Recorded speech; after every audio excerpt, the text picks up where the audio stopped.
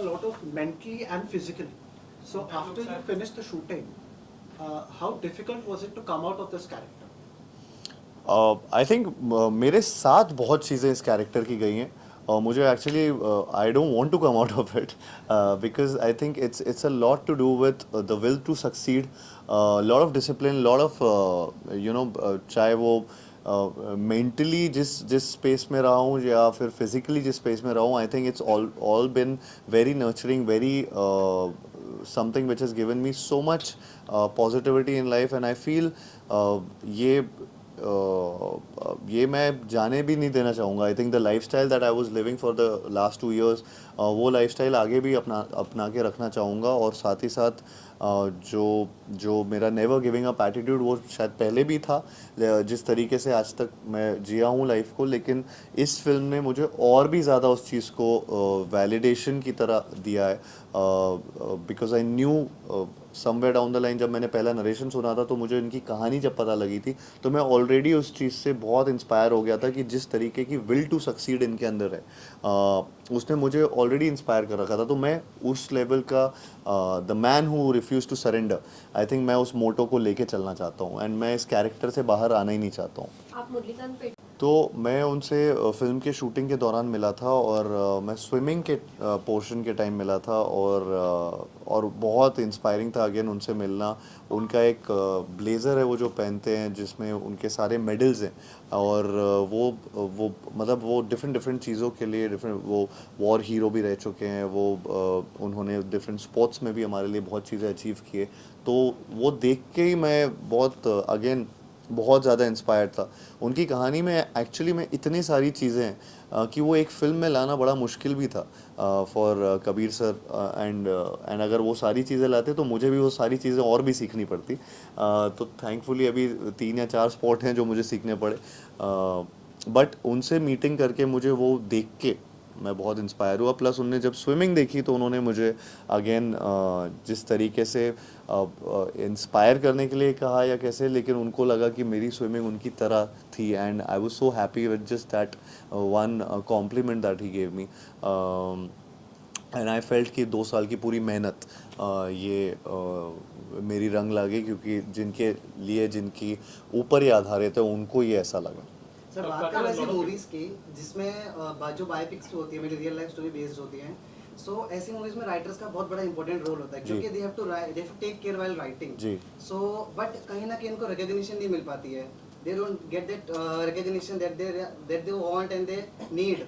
सो उस पे आपका क्या टेक है? देखिए, मेरी जितनी भी फिल्में मैं करता हूँ उसमें मैं हमेशा और जब से मेरे पास फिल्मों के ऑप्शंस आने चालू हैं, मेरा बेसिक इंटेंट यही रहता है कि फ़िल्म की राइटिंग करेक्ट रहे, और वो सबसे पहला पिलर होता है फिल्म के लिए, जिसके ऊपर सब कुछ बेस्ड होता है. एंड इसलिए मेरे लिए तो वो बहुत ही बड़ी इंपॉर्टेंट चीज़ होती है, एक राइटर और उनका जो सुर है फिल्म का. अब उनका जो इनफैक्ट चाहे वो क्रेडिट हो, चाहे वो उनके बारे में बातें हो, मैं हमेशा कभी we don't shy away from that, and we want them to always get that. और ऐसे बोलने में भी थोड़ा अजीब लगता है ये चीज़, क्योंकि वो सबसे मेन यू नो एक किसी भी बेबी को नर्चर करने वाले इंसान होते हैं जिसने वो बनाया होता है. तो आई थिंक यहाँ पे भी जिस तरीके से सुमित ने, कबीर सर ने, सब ने मिलके इस चीज़ को बनाया है, वो बहुत ही ज़्यादा ब्यूटीफुल तरीके से किया है. And I think the credit should be given where it's due. I think a lot of people associate you with the boy next door image. Do you think this film is that your effort to consciously break away from that image?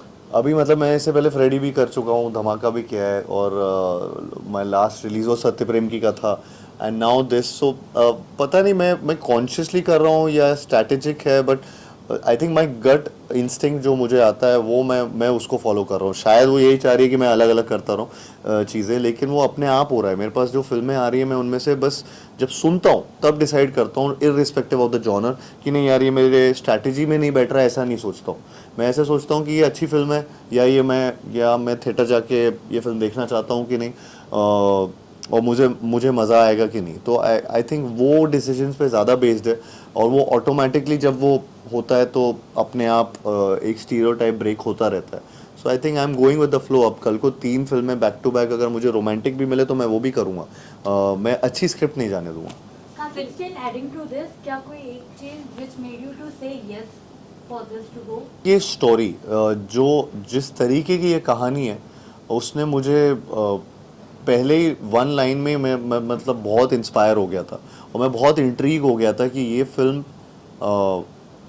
एक तरीके से ये sad reality है जिसमें मैं shock तो था लेकिन मैं सैड भी हुआ था ये सोच के कि ऐसे कैसे हो सकता है कि ऐसी कहानी इतनी बड़ी कहानी सेलिब्रेट नहीं हुई आज तक.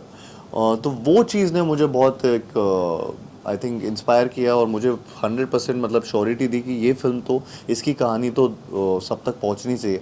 And I think that was one main reason जिसकी वजह से ये फिल्म में पहला मेरे दिमाग में यस आया. फिल्म में हिमांगी कवि, आरोह विलणकर मराठी एक्टर्स भी हैं और खुद मुरलीकांत पेटकर सातारा से थे, महाराष्ट्र थे. सो उसके लिए आपने कैसे प्रिपेयर किया? मेरा और उनके साथ काम करने का एक्सपीरियंस कैसा? आई थिंक मैं पूरी कास्ट का ही बोलूँगा, धन्यवाद बोलूँगा पूरी कास्ट को कि जिस तरीके से और उसमें भी जिस तरीके से कबीर सर ने हम सबको कास्ट किया इस फिल्म में वो बहुत ही यूनिक था. मैं बहुत मैक्सिमम लोगों के साथ फर्स्ट टाइम ही काम कर रहा था एंड जिस तरीके की कास्टिंग है जब आप फिल्म देखेंगे तो आपको वो उनकी यूनिकनेस समझ आएगी क्योंकि वो बहुत ही एक अलग सा एक फैमिली रिलेशनशिप है. एक कोच और स्टूडेंट का एक रिलेशनशिप है. यहाँ पे इस फिल्म में बहुत ऐसे डायमेंशंस है और वो बहुत ब्यूटीफुली अगेन रिटन है. सो आई फील कि ये मैं थैंकफुल हूँ पूरे कास्ट का हमारी जिन्होंने एक्चुअली जिनके काम की वजह से शायद मेरा काम भी और अच्छा दिखता है. एंड हमारे यहाँ पे बहुत सारे ऐसे डायलेक्ट सीन्स थे जिसमें डायलेक्ट क्योंकि पूरी पिक्चर हिंदी में लेकिन क्योंकि मराठी थोड़ा सा होना था तो उसमें बहुत डायलेक्ट का यूज़ हुआ है कि कहीं कहीं वर्ड्स की नहीं की जगह नहीं बोल दिया, चैम्पियन की जगह चैम्पियन बोल रहा है, चैम्पियन हूँ मैं की जगह है मैं. सो वो सारी चीज़ों में बहुत वर्क किया है तो उस तरीके से डायलॉग को लिखा गया था और उसका सुर बनाया गया था. एंड तो वो सब चीज़ें मुझे बहुत हेल्प भी किए हैं to build a distinct character from what I have done before in any film. Hardik first of all huge congratulations for the Chandu champion.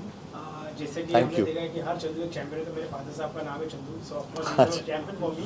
क्या कहना रहेगा जिस तरीके से हमने आपके अक्सर फिल्मों में देखा है कि म्यूजिक का काफी एक अच्छा प्रभाव रहा है, चाहे अभी इस फिल्म में प्रीतम दा कंपोज कर रहे हैं. सो आपका और प्रीतम दा का अच्छा खासा कॉम्बिनेशन हमने देखा है, जैसे कि चाहे वो भूल भुलैया हो, चंदू चैंपियन हो या फिर इसके पहले भी बहुत सारे आपने प्रोजेक्ट किए, शहजादा हो. तो किस तरीके से आप इस म्यूजिक कॉम्पोजिशन को देखते हो और किस तरीके से कॉम्बो आपको लगता है? आई थिंक बहुत ही अच्छा कॉम्पोजिशन किया है और ये पूरी एल्बम बहुत ही ज़्यादा अच्छी बनाई हुई है जिसमें मेरा अभी रिसेंटली इनफैक्ट एक गाना लॉन्च हुआ जो सरफिरा गाना है वो मुझे बहुत ज़्यादा पसंद है उसकी मेलोडी. एंड इनफैक्ट वो फिल्म में जिस तरीके से इसमें तो बॉडी ट्रांसफॉर्मेशन ज़्यादा दिखाया था सरफिरा में लेकिन जिस तरीके से वो फिल्म में जब आता है वो बहुत इंस्पायर करेगा लोगों को और वो बहुत मतलब गूज़बम्प मोमेंट है जब वो गाना आता है फिल्म में. मुझे लगता है कि उसके अलावा चैम्पियन जो सॉन्ग है जो कि तू है चैम्पियन वो तो एंथम बन चुका है और वो आई थिंक बहुत ऐसे रेयरली आपकी फिल्म में ऐसे गाने आते हैं जो किसी भी सिचुएशन में कहीं ना कहीं आजकल चाहे वो आप कोई ऐप खोलो चाहे कहीं पे भी जाओ आपको तू है चैम्पियन कहीं ना कहीं दिख जाता है किसी के उस पर फीड पे या किसी भी जगह पे. तो वो ऐसा सा गाना उन्होंने एंथम बना दिया है प्रीतम दा ने जो बहुत ही आई थिंक हमारे फिल्म के लिए भी एक इम्पॉर्टेंट म्यूज़िक सॉन्ग रहा है. प्लस उसके अलावा आई थिंक सत्यानाश ने तो ऑलरेडी बहुत सारे सत्यानाश रील बन चुके हैं उसमें बहुत चीज़ें हो चुकी तो उसका तो मैं क्या ही बोलूँगा. बट दे आर ऑल मैं जैसे जैसे ये नाम भी लेता जा रहा हूँ गानों के वो सारे के सारे एक दूसरे से इतने अलग हैं, इतना अच्छा उनका कॉम्बिनेशन है. सो आई थिंक वो बहुत अच्छे से प्रीतम दा की वही क्वालिटी की एक एल्बम में वो डिस्टिंक्ट गाने बनाते हैं और अभी तो सारे रिलीज भी नहीं किए एक्चुअली. सो वो बहुत ही अलग अलग गाने हैं पूरी फिल्म में और आपको वो दिखेगा बस 2 दिन बाद. A lot of biopics are not able to create magic at the box office. So how different is Chandu Champion from all the biopics we have seen, and is there pressure of Bollywood box office outcome मुझे actually ये नहीं लगता, मुझे लगता है sir biopic की बात नहीं है और वो जॉनर की बात नहीं है, वो फिल्मों की बात होती है कि फिल्म चलती है या नहीं चलती है। वो ये नहीं होता कि ये जॉनर नहीं चलता। यही जॉनर में मैं 4 एग्जांपल दे दूंगा जो बहुत चलते हैं। एक नहीं चला होगा रिसेंटली तो उससे फिर दूसरे पे ज़रूरी नहीं है कि लोग वो देखना नहीं चाहते। अच्छे से बनाएंगे तो आई फील कि लोग जाएंगे। मैं भी वैसे ही देखता हूँ उन चीज़ों को कि सडनली अगर रोमांटिक फिल्म एक नहीं चलेगी तो इसका ये मतलब नहीं कि बाकी रोमांटिक फिल्म ना चले। वो जॉनर का नहीं होता कहने का मतलब है। वो आई थिंक मीनिंग वो है कि फिल्में चलती हैं या नहीं चलती हैं। तो आई फील कि इसमें और ये सिर्फ एक ये स्पोर्ट्स बायोपिक पहली बार तो नहीं है। ये एक्चुअली में एक जर्नी है किसी इंसान की जिन्होंने आप एक स्पोर्ट्स बायोपिक जब भी देखते हो तो एक स्पोर्ट देख रहे होते हो और उसी में सब कुछ होता है, उसकी हार उसकी जीत उस इंसान की। इस फिल्म में एक्चुअली इसकी यूनिकनेस ही ये है कि ये स्पोर्ट्स इसका एक बैकड्रॉप है। इसमें he is a war hero, he is someone जिनकी लाइफ में बहुत चीज़ें हुई हैं जिसमें स्पोर्ट्स भी एक पार्ट है। उन्होंने स्पोर्ट्स में भी बहुत चीज़ें अचीव की। उन्होंने अपने सोल्जर वाले जब उनका एक एज ग्रुप था जिसमें वो सोल्जर थे, उसमें भी उन्होंने बहुत चीज़ें अचीव की हैं। उसके अलावा उनके लाइफ में क्या क्या हुआ, तो ये एक प्रॉपर एक जर्नी है एक इंसान की जिसमें बहुत अलग अलग चीज़ें हैं। तो मैंने कभी ऐसी बायोपिक ना देखी है ना सुना है इसके बारे में। इनफैक्ट वेस्ट में या बाहर ऐसी फिल्में होती हैं जिनमें वो बहुत कम अचीवमेंट्स में भी ऐसे सेलिब्रेट करते हैं जो हम तक भी पहुंच जाती हैं वो फिल्में। लेकिन हमारे यहाँ इतनी ऐसी एक्चुअली में कहानियाँ हैं जिनके जो अनसंग हीरो हैं, जिनमें से मुरलीकांत पेटकर जी एक अनसंग हीरो हैं जिनकी कहानी एक्चुअली इंडिया का नाम बाहर तक रोशन किया है।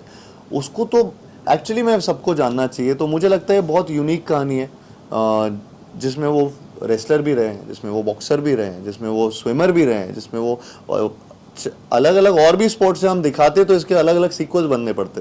तो वो इतना नहीं दिखा सकते। तो वो सब बेस्ट पोर्शन मिला के जो कबीर सर और मुरली सर को लगा कि ये करेक्ट है, आई थिंक वैसे करके ये फिल्म बनाई। तो ये यूनिक मुझे लगा, बहुत अलग किस्म का एक चाहे आप बायोपिक बोलें चाहे आप उसको एक human story, it's a story. ये ट्रायम्फ की कहानी है एक ह्यूमन स्पिरिट की, एंड विच आई थिंक सब लोग को रिलेट कर पाती है हर बार। Karthik, did you have any kind of emotional breakdown while shooting for the film? A lot of times actually मुझे एक दो सीन में ऐसा हुआ था कि इमोशनल ब्रेकडाउन हुआ था बहुत ज़्यादा, बिकॉज वो मैं बहुत रिलेट कर पाया था उस चीज़ को। और कहीं ना कहीं मतलब मैं पर्सनल तो नहीं बोलूँगा लेकिन मैं वैसे बोलूँगा कि ये इनकी कहानी में ऐसे ऐसे मोड़ हैं, ऐसे ऐसे लो पॉइंट्स हैं जिसमें मुझे जेन्युइनली और मैं उस टाइम एक्चुअली उस कैरेक्टर के बारे में सोच रहा होता हूँ तो मैं 2 साल से 1.5 साल से सिर्फ यही 2.5 साल से यही कैरेक्टर जी रहा था। तो दिमाग में जब मेरे वो पर्टिकुलर सीक्वेंसेस जब मैं वो परफॉर्म कर रहा था तो तब वो इमोशनल ब्रेकडाउन ऑटोमेटिकली हुआ था। एंड आई थिंक स्पेशली जो एक जो ट्रेलर के एंड पे आप मैं हर उस चंदू के लिए लड़ना चाहता हूँ जो चैंपियन बन सकता है, वो जो लाइन जब वो पूरा एक वो काइंड ऑफ एक सीन है उसमें ये हुआ था। बायोपिक करना उतना इजी नहीं होता क्योंकि किसी पर्टिकुलर इंसान को एक बड़े पर्दे पे आप दर्शाते हो जी। तो ये भी आपके ऊपर प्रेशर रहता है कि वो रियल लगे ना लगे। तो उस चीज को लेकर आप अपने आप को कितना प्रिपेयर रखते हो एक बायोपिक में, और इमेजिनरी स्क्रिप्ट पे काम करना कितना इंटरेस्टिंग होता है और एक बायोपिक पे काम करना कितना इंटरेस्टिंग होता है? तो मेरे लिए फर्स्ट टाइम था कि मैं किसी रियल इंसान पे एक फिल्म कर रहा था। मुझे नहीं पता था कि ये इसका अप्रोच कैसे किया जाता था या क्या करते हैं लोग। और यहाँ पे मेरे पास एक चीज़ और डिफ़िकल्ट चीज़ थी कि कोई रेफरेंस पॉइंट नहीं था। तो उनके बारे में जब भी कुछ सर्च करो तो इतनी ज़्यादा इमेजेस या इतना कोई वीडियो जिसको मैं फॉलो कर पाऊँ कि यंग मुरली अगर मैं प्ले कर रहा हूँ तो मेरे पास कुछ ऐसा रेफरेंस पॉइंट नहीं था। तो कबीर सर ने मेरे लिए वो चीज़ वो बहुत बड़ा डिसीजन था जो लिया गया था कि मुरली सर से मैं फिल्म से पहले नहीं मिलूँगा बिकॉज वो टाइम स्पेंड उनके साथ कर रहे थे और वो उनके साथ जो टाइम स्पेंड करके उन्होंने अपने नोट्स बनाए, वो नोट्स से हमारा पूरा डिस्कशन हुआ। एक कैरेक्टर बिल्डिंग सेशंस होते थे एंड देन वो कैरेक्टर बिल्ड उन पॉइंटर्स पे किए एंड उसके अराउंड फिर वो एक कैरेक्टर बनाया गया जैसा उनकी बातों से निकल के आ रहा था। और वो बहुत मुश्किल काम भी होता है क्योंकि वो अभी जिस एज में है उससे वो बचपन की बातों से लेकर यंगर डेज की सारी बातें याद करते थे। आई थिंक कबीर सर उनका एक फॉर्मेट है जिस तरीके से वो बायोपिक्स करते हैं, तो वो उन्होंने बहुत ऐसे उनसे नोट्स किए which took a lot of time also I think. And मेरा मेन डिफ़िकल्ट जो चीज़ थी वो थी कि to deconstruct my image, because मेरा इमेज एक्चुअली दिमाग में सबके शायद एक तरीके से बैठा हुआ है, सब मुझे जानते हैं, एक particular audience set of audience मुझे एक तरीके से देखना भी पसंद करते हैं।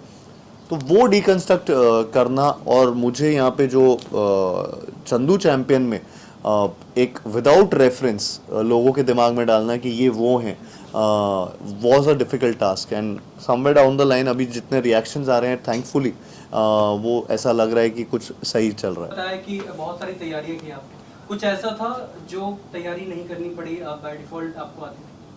और इसमें एक भी चीज़ ऐसी नहीं थी, इसमें एक भी ऐसी चीज़ नहीं थी। मैं अपने आप को बहुत सोचता था कि मैं स्पोर्ट्स खेलता हूँ, मैं ये सब करता हूँ, क्रिकेट फुटबॉल सब आता है, लेकिन मैं जब इधर आया तो मुझे पता चला मुझे स्विमिंग करनी है, मुझे बॉक्सिंग करनी है, मुझे रेसलिंग करनी है, वॉर सीक्वेंस भी उन्हें 8 मिनट का वो सिंगल शॉट करना था।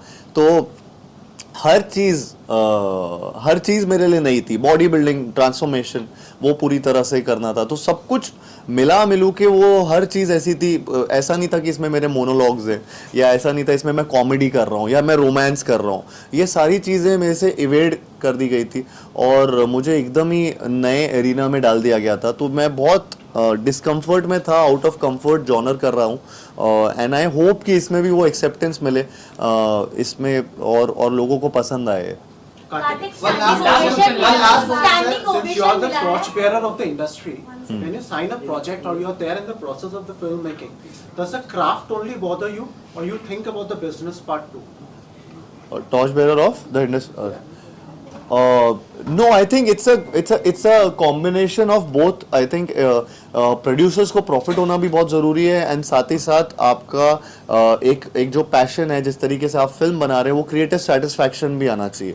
तो ये दोनों चीज़ों का जब कॉम्बिनेशन होता है तो आई थिंक वो कंटेंट विद कमर्शियल सक्सेस वो मैं उसकी तरफ ज़्यादा ध्यान देता हूँ। एंड आई फील कि मेरी पिछली कुछ चॉइसेस में या फिल्म्स में वो दिखता होगा आपको। एट लास्ट सर, जो चंदू चैंपियन के जो दर्शक वेट कर रहे हैं उनको क्या मैसेज देना चाहोगे?